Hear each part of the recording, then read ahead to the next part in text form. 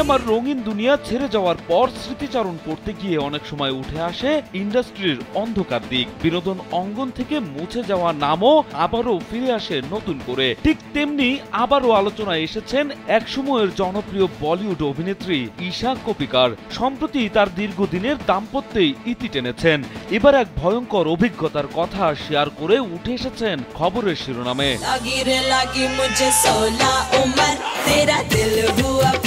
ঈশা তার দীর্ঘ ক্যারিয়ারে হিন্দি, তেলেগু, কন্নড় সহ মারাঠি সিনেমায়ও অভিনয় করেছেন। তবে অভিনয়ের থেকেও বেশি আলোচনায় ছিলেন আইটেম গানে পারফর্ম করে। স্যান্ডেলিনা সো রূপচর্চায় আভিজাত্য।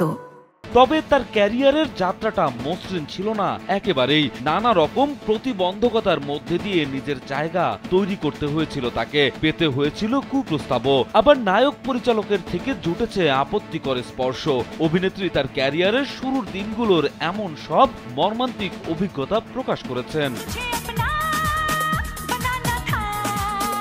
সম্প্রতি এক সাক্ষাৎকারে কথা বলার সময় ঈশা জানান, 18 বছর বয়সে কাস্টিং কাউচের শিকার হন তিনি। ইন্ডাস্ট্রিতে প্রথম দিককার সময়ে একজন প্রথম সারির অভিনেতা তার সঙ্গে একা দেখা করার জন্য যোগাযোগ করেছিলেন। অভিনেত্রী এই প্রস্তাব প্রত্যাখ্যান করে দিয়ে তাকে বলেন সে একা আসতে পারবে না। অভিনেত্রী ঘটনা বললেও অভিনেতার নাম প্রকাশ করতে চাননি।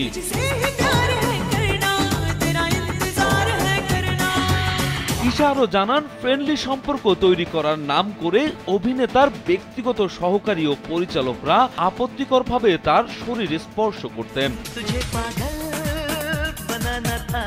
মডেলিং এর মাধ্যমে বিনোদন দুনিয়ায় পা রাখেন ঈশা। 1997 সালে তেলেগু সিনেমা W/V ভারা প্রসাদ দিয়ে বড় পর্দায় অভিষেক ঘটে তার। এর পরের বছরই দেখা যায় হিন্দি ভাষায় একটা দিল একটা ধারকান সিনেমায়। তবে এরপর আইটেম গান দিয়ে ব্যাপক পরিচিতি লাভ করেন তিনি। তবে এক সময় পরপর কাজ করলেও এখন কাজের সংখ্যা কমিয়ে দিয়েছেন এই বলিউড অভিনেত্রী।